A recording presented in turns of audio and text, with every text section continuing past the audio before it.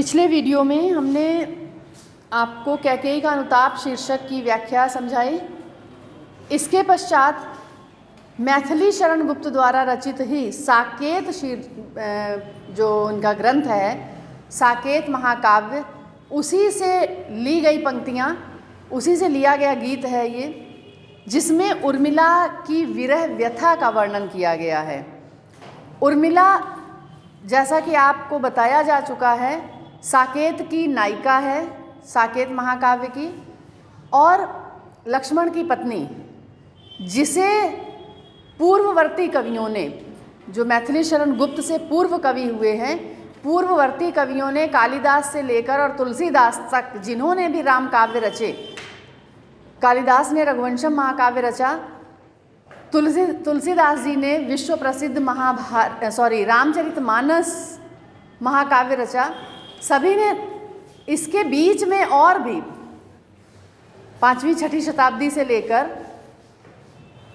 16वीं शताब्दी तक, 17वीं 18वीं शताब्दी तक बहुत सारे काव्य रचे गए, जिसमें राम कथाएं थीं। सभी में उर्मिला को उपेक्षित किया गया, उपेक्षा की गई, उसे ध्यान में नहीं लाया गया, ध्यान केंद्रित नहीं किया गया उस पर। अगर किसी ने लिखा भी तो सह नायिका के रूप में, नायिका मानकर किसी ने काव्य रचना नहीं की। मैथिली शरण गुप्त जी ने सरस्वती पत्रिका में लेख पढ़कर, कौन सा लेख? कवियों की उर्मिला विषयक उदासीनता, महावीर प्रसाद द्विवेदी जी द्वारा लिखित लेख था।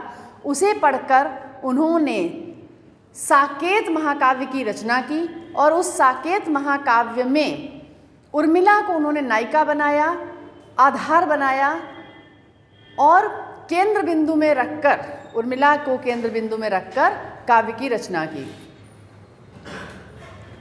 क्योंकि सभी जानते हैं कि उर्मिला का त्याग सीता से अधिक है। अगर आज के परिप्रेक्ष्य में देखा जाए तो उर्मिला का त्याग कहीं अधिक है। सीता 14 वर्षों तक वन में रही किंतु पति के साथ थी। उर्मिला 14 वर्षों तक वनवासिनी की भांति रही, भले वन में नहीं रही, वनवासिनी की भांति जीवन व्यतीत किया। 14 वर्षों तक पति से दूर रही, सारे सुखों से दूर रही। वो राज सुख को भी छोड़ दिया उन्होंने। तो यहाँ पर उर्मिला अपनी सखी से शरद ऋतु के आगमन पर प्रसन्नता व्यक्त करती हुई और उस शरद ऋतु में जितने भी उसके रूप दिखाई देते हैं, जिन जिन रूपों में, प्रकृति के जिन जिन माध्यमों में शरद ऋतु के आने का आभास हो रहा है, उसमें वो लक्ष्मण की उपस्थिति देखती हैं। वियोग श्रृंगार है, निरख सखी ये खंजन आए।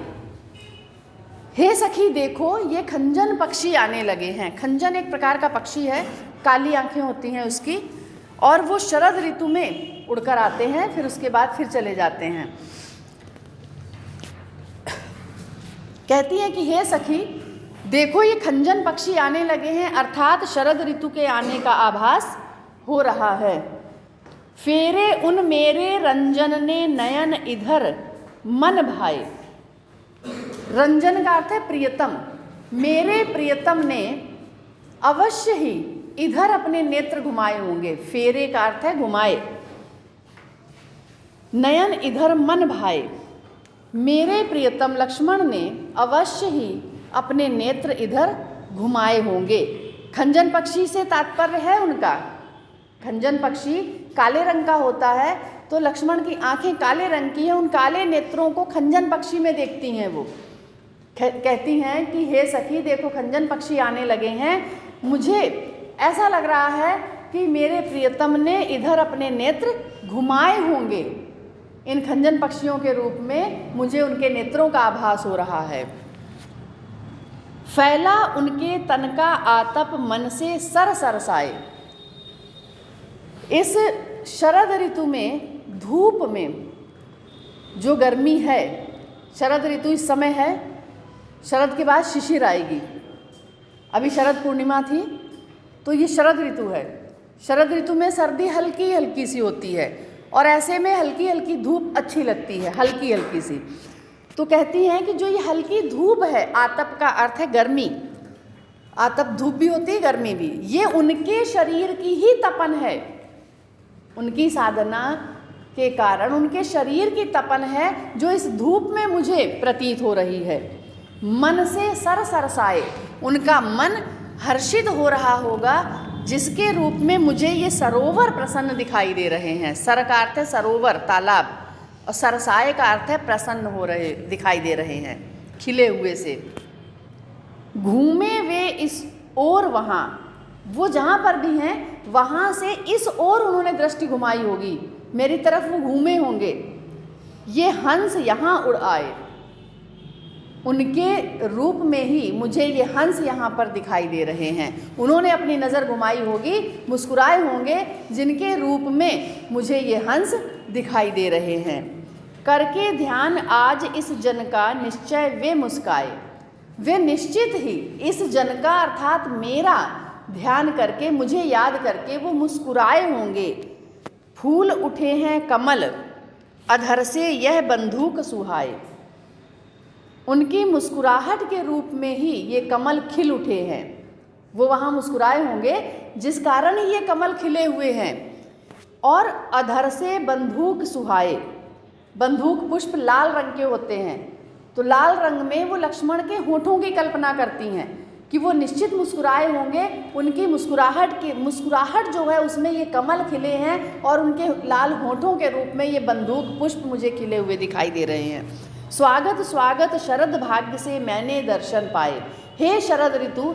ये सारी स्थितियाँ शरद ऋतु में बनती हैं, जितनी भी यहाँ पर बताई गई दशाएं, ये सारी शरद ऋतु में, हल्की धूप, सरोवर का खिलखिलाना, कमल का खिलना और बंधुक पुष्पों का खिलना, हंसों का आना, ये सारे शरद ऋतु में होते हैं कार्य।